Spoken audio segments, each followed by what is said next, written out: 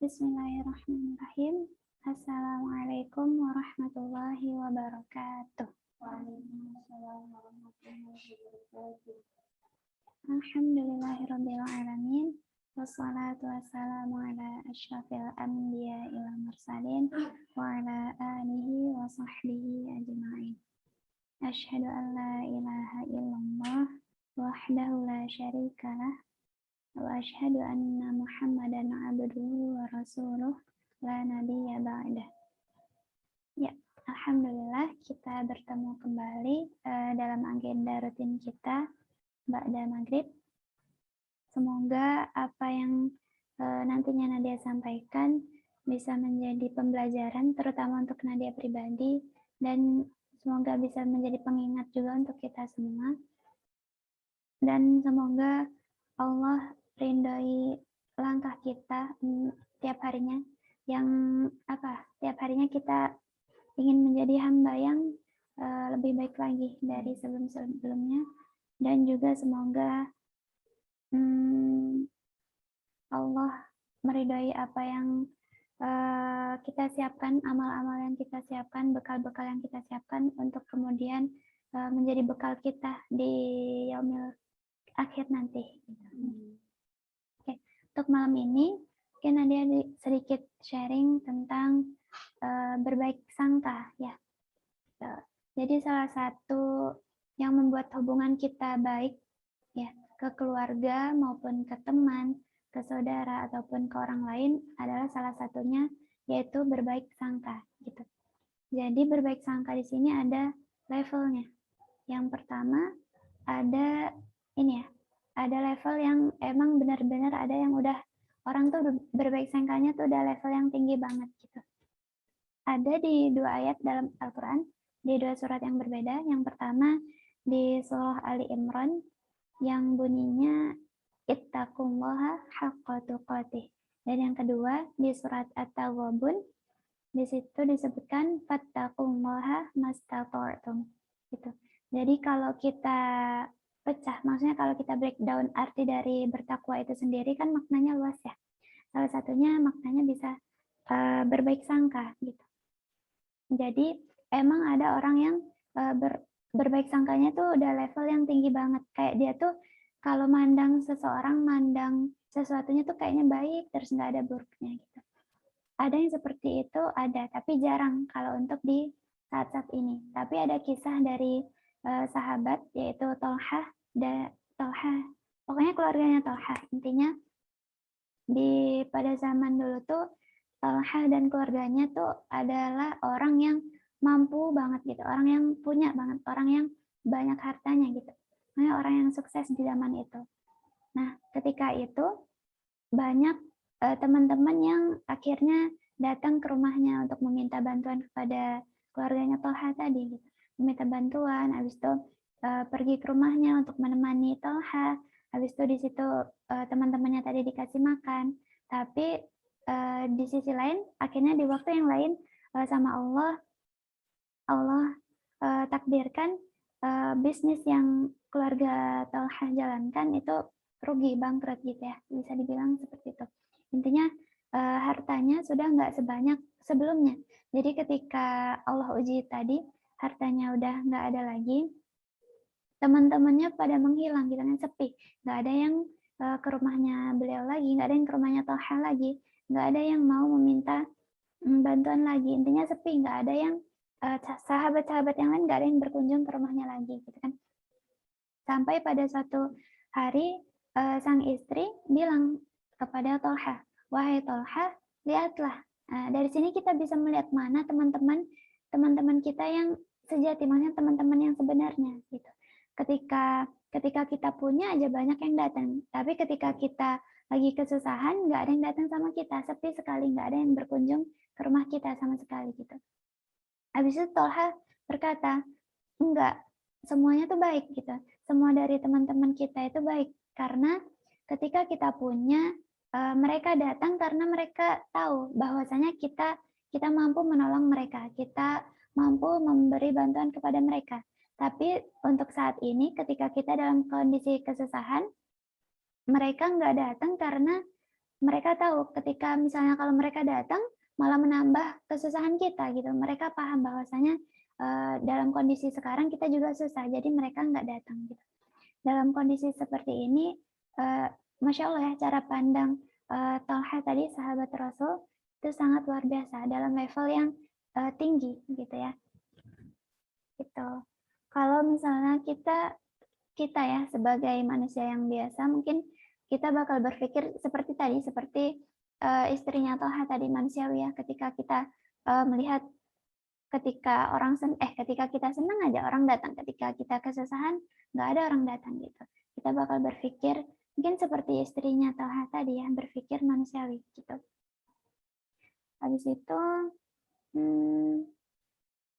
cuman emang ada orang yang benar-benar hak tuqatih tadi, orang yang benar-benar bertakwa tuh dengan benar-benar yang sebenar-benarnya gitu. Tapi kita semua lagi berusaha untuk sebisa kita, semampu kita ya, mastata'tum gitu.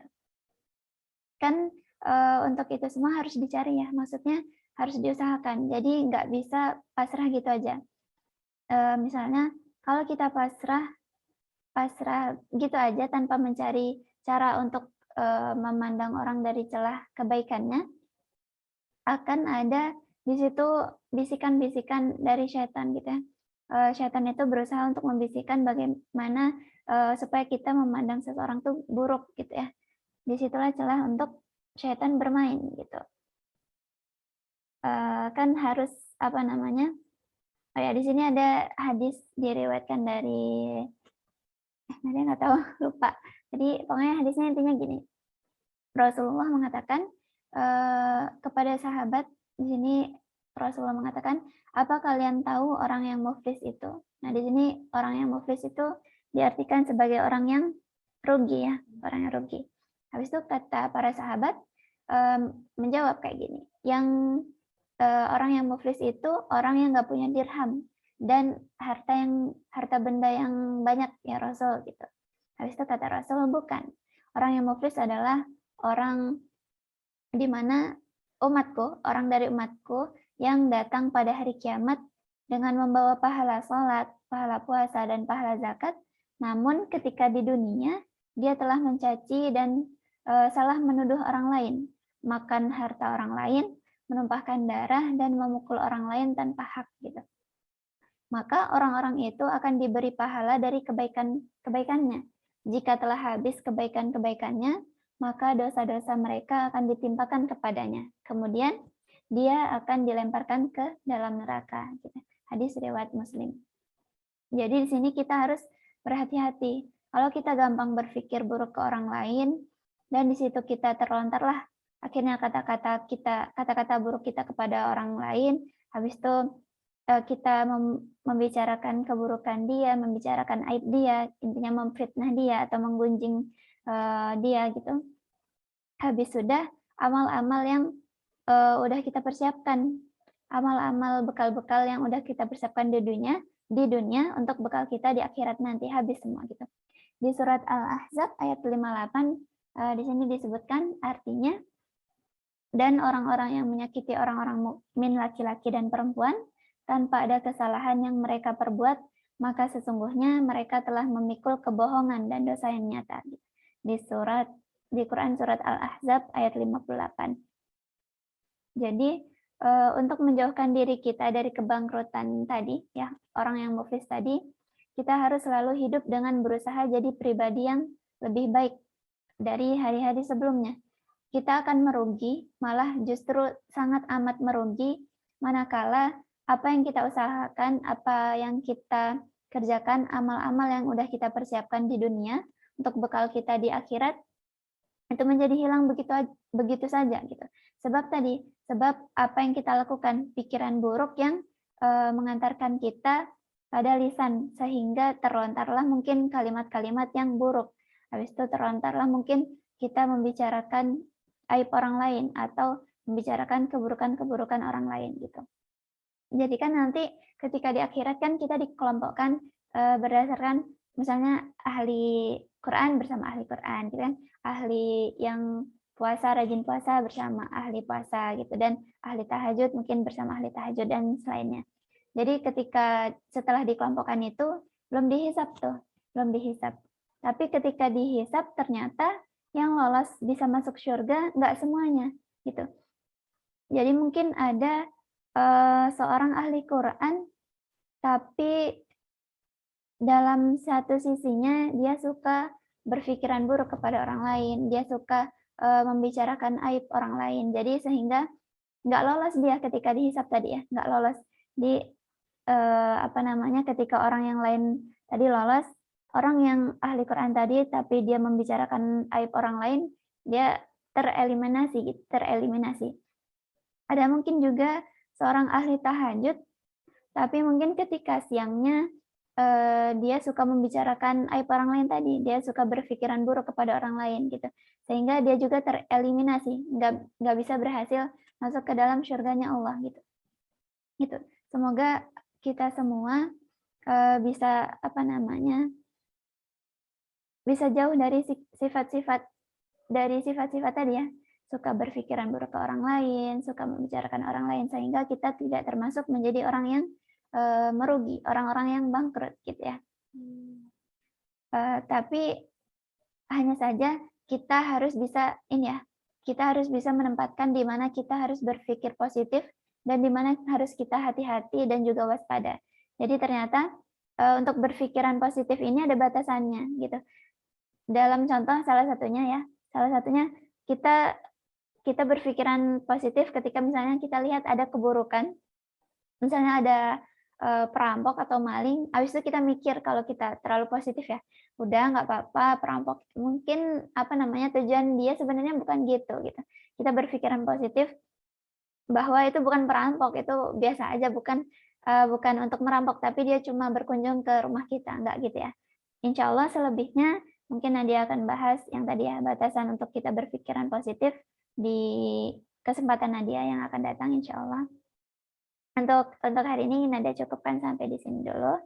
Semoga itu tadi ya, kita bisa menghindari sifat-sifat tadi, berburuk sangka yang mengakibatkan akhirnya terlontarlah dari lisan kita mungkin bisa membicarakan orang lain, aib-aib orang lain gitu. Semoga kita bisa terhindar dari itu semua gitu, keburukan-keburukan, dan semoga kita tidak termasuk orang yang muflis tadi, orang-orang yang bangkrut gitu. Oke. Mungkin sampai sini dulu yang bisa Nadia sampaikan. Semoga sama-sama kita bisa ambil pelajaran sebagai pengingat juga, terutama kepada diri Nadia. Ya, Nadia akhiri sampai di sini. Wassalamualaikum warahmatullahi wabarakatuh.